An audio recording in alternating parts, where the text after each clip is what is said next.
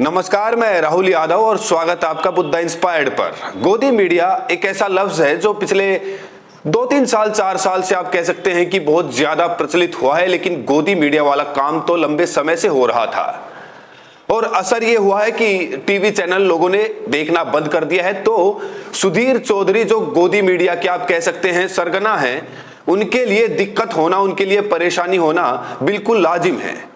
दरअसल ये टीवी देखना लोगों ने बंद कर दिया है, ये मैं नहीं कह रहा हूं, ये सुधीर खुद कह रहे हैं और वो भी एएनआई के साथ बैठकर जो उन्होंने पॉडकास्ट किया है उसमें कह रहे हैं।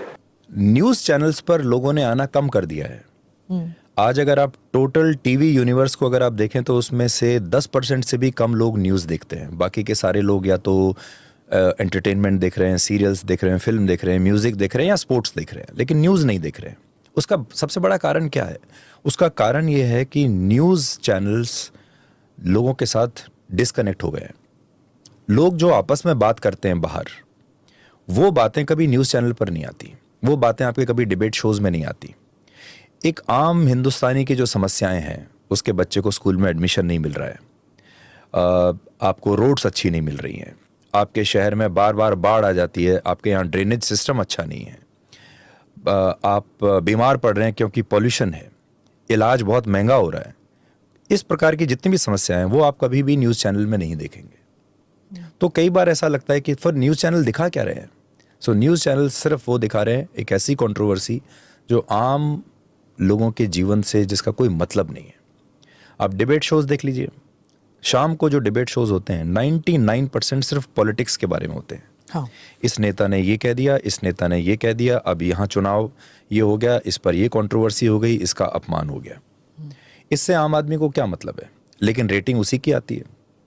और मैं जितने भी, आप भी जाते होंगे बाहर, जब हम जाते हैं तो लोग कहते हैं कि अरे आप न्यूज़ चैनल पे क्या दिखाते रहते हैं, क्या डिबेट चलता रहता है, ये तो एंटरटेनमेंट जैसा है। और लोग हमारी आलोचना करते हैं, फिर भी ये हो रहा है और फिर भी लोग कहते हैं कि इनकी रेटिंग आती है, लोग यही देखना चाहते हैं। तो सुना आपने, सुधीर चौधरी बता रहे हैं कि 10% लोगों से भी कम रह गए हैं जो न्यूज देखते हैं। क्यों हुआ ऐसा, ये नहीं बताएंगे सुधीर चौधरी, बाकी सारी कहानियां बता देंगे। लोग डिस्कनेक्ट हो गए, क्यों डिस्कनेक्ट हो गए? क्योंकि सुधीर चौधरी जैसे लोग ब्लैक एंड व्हाइट जैसा प्रोग्राम करके या कोई और प्रोग्राम करके सिर्फ और सिर्फ सरकार को बचाने का काम करते हैं। देखिए, मीडिया हमेशा से था और आदर्श कभी नहीं रहा। हमेशा से कुछ ऐसे पत्रकार रहे हैं जो सरकार के बहुत करीब रहे हैं, लेकिन मीडिया का बड़ा हिस्सा हमेशा ऐसा रहा है जिसने सरकार पर तीखे सवाल उठाए हैं। अगर आप लोगों की थोड़ी उम्र होगी, थोड़ी ज्यादा उम्र होगी, तो आपको बोफोर्स कांड याद होगा, जिसमें निकला बहुत कुछ नहीं, लेकिन बोफोर्स कांड पर उस जमाने में अखबारों का दौर हुआ करता था। और मुझे याद है कि कैसे जनसत्ता और इंडियन एक्सप्रेस रोज बड़ी बड़ी रिपोर्ट छापा करते थे। दिल्ली में बैठकर राजीव गांधी के खिलाफ रोज बड़ी बड़ी रिपोर्ट छापा करते थे। रामनाथ गोयनका साहब उस समय में संपादक थे और उन्होंने जिस तरह से, वहां पर प्रभाष जोशी थे, रामनाथ गोयनका थे, इन लोगों ने जिस तरह से बोफोर्स पर अभियान चलाया था, वही कारण था कि 400 से ज्यादा सीटों वाली जो सरकार थी राजीव गांधी की, वो अगले चुनाव में चली गई। लेकिन अभी क्या होता है? अभी होती है सिर्फ और सिर्फ दलाली। और जब मैं ये कह रहा हूं तो कुछ सिद्ध करने की जरूरत नहीं है, लेकिन देखते देखते जब मैं इस वीडियो की तैयारी कर रहा था तो मुझे एक वीडियो मिल गया रजत शर्मा जी का, जो उन्होंने खुद पोस्ट किया। वीडियो छोड़िए, वीडियो के पहले जो लिखा हुआ है जरा उसको देखिए। रजत शर्मा के बारे में बता दूं कि एबीवीपी के नेता रहे हैं, एबीवीपी से बाकायदा चुनाव लड़ा है और उसके बाद पत्रकार हो गए, इंटरव्यू देने लगे और एक आपकी अदालत लगाते हैं जाने क्या क्या। छठ पर जो भीड़ आई है, जिसमें ट्रेनों में लोग आ रहे हैं, कोई छत पर लद के आ रहा है, कोई बाथरूम में बैठकर आ रहा है, कोई तमाम तरीके से आ रहा है, उस पर सवाल उठ रहे हैं। अब रजत शर्मा खुद को पत्रकार कहेंगे, लेकिन सरकार से कोई सवाल पूछने की जगह वो ये कह रहे हैं कि पहले भी तो ऐसा ही होता था, लेकिन पहले से अभी बेहतर स्थिति हो गई है। वो एक बार अश्विनी वैष्णव से ये सवाल नहीं पूछेंगे कि 1200 ट्रेनों का जो वादा किया गया था चलाने का, वो 1200 ट्रेनें कहां से कहां तक चल रही हैं। वो एक बार ये सवाल नहीं पूछेंगे अश्विनी वैष्णव से कि आप रील बनाते रह जाते हैं, लेकिन हर बार छठ में, दिवाली में जो ये भीड़ आती है उसको कंट्रोल क्यों नहीं करते। चलिए मान लिया कि पहले भी ऐसा होता था, तो पहली बात तो यह कि पहले भी पत्रकार सवाल उठाते थे, और दूसरी बात, अगर पहले भी ऐसा ही होता था, 10 साल से आपकी सरकार है, अब भी ऐसा ही होता है, तो फिर फर्जी दावे क्यों करते हैं? तो रजत शर्मा भारतीय जनता पार्टी की सरकार पर सवाल उठाने की जगह उसको डिफेंड करने का काम कर रहे हैं। वो बता रहे हैं कि भाई कोई बात नहीं, पहले भी भीड़ होती थी, अभी भी भीड़ होती है, सरकार कोशिश कर रही है। ये पत्रकारिता है या दलाली है या पक्षकारिता है या पत्तलकारिता है, ये तय करने का अधिकार मैं आपके पास छोड़ देता हूं। पत्रकार का काम क्या होता है? पत्रकार समाज का आईना होता है। आपके घर के सामने एक नाली जाम हो गई, आप क्या करेंगे? आप कहेंगे अरे भाई विधायक जी नाली जाम कराने में क्या कर सकते हैं, विधायक जी तो खुद बिजी हैं। या फिर आप ये सवाल उठाएंगे कि आपका पार्षद, आपका विधायक, सरकारी अधिकारी जिनकी ये जिम्मेदारी है कि आपको साफ सुथरी नाली, साफ सुथरी सड़क दें, जो आपके टैक्स पर पलते हैं।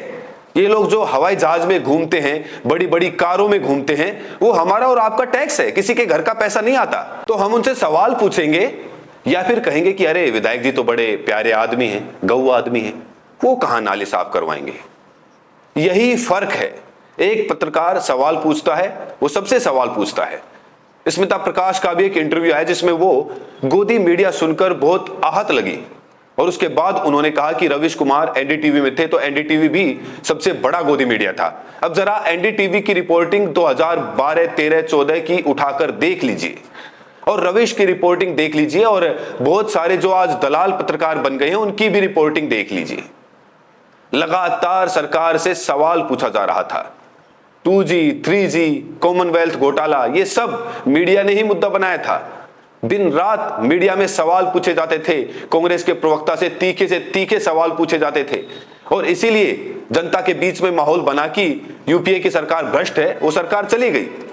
आज एक और उदाहरण दे देता हूं। सुशांत करके एक हैं, शायद भीम नाम है, नाम ठीक से मुझे याद नहीं है, उनके ट्वीट वायरल हो रहे थे। 10 साल पहले दिवाली पर उनको पटाखों से बड़ी दिक्कत थी, पोल्यूशन से उनको बड़ी दिक्कत थी, और इस साल वो इस बात पर खुश हैं कि पटाखे बहुत ज्यादा जलाए जा रहे हैं। ये अगर दलाली नहीं है तो और क्या है?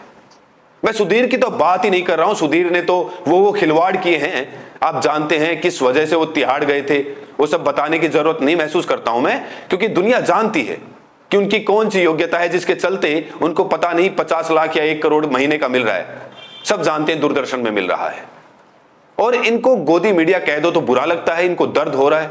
टीवी पर न्यूज नहीं देख रहे लोग। अरे भाई टीवी पे जब दिन रात आपके एंकर भारतीय जनता पार्टी का प्रवक्ता बनकर काम करेंगे, रूबिया लियाकत जो हैं वो दिवाली पर दिल जलाने की बात करेंगी, मेरे प्रधानमंत्री जिनकी सब सुनते हैं। अरे कौन सुनता है?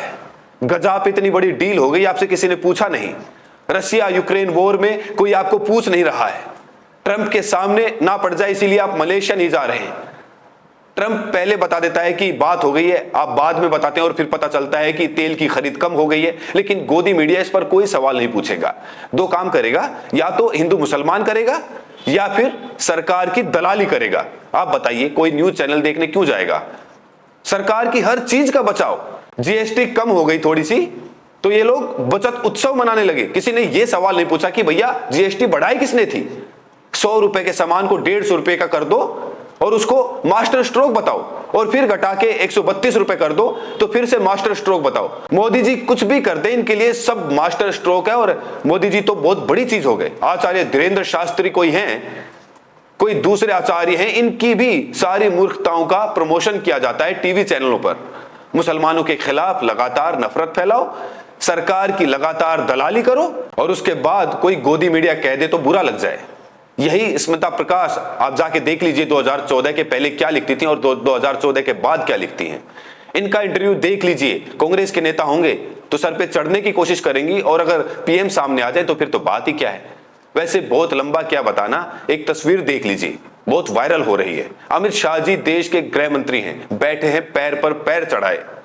उनके सामने गोदी मीडिया का एक एंकर बैठा है जिसका मैं नाम भी नहीं लेना चाहता। जरा देखेगा उसकी मुद्रा बिल्कुल वैसी है जैसा मालिक के सामने कोई नौकर बैठता है।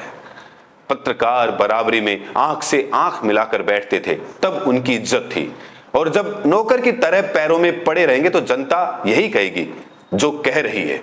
कुछ गलत कहा मैंने, बताइएगा कमेंट में। और आप ये वीडियो देश के किस कोने से देख रहे हैं ये भी जरूर बताइएगा, प्रतिक्रिया जरूर दीजिएगा। बहुत बहुत शुक्रिया।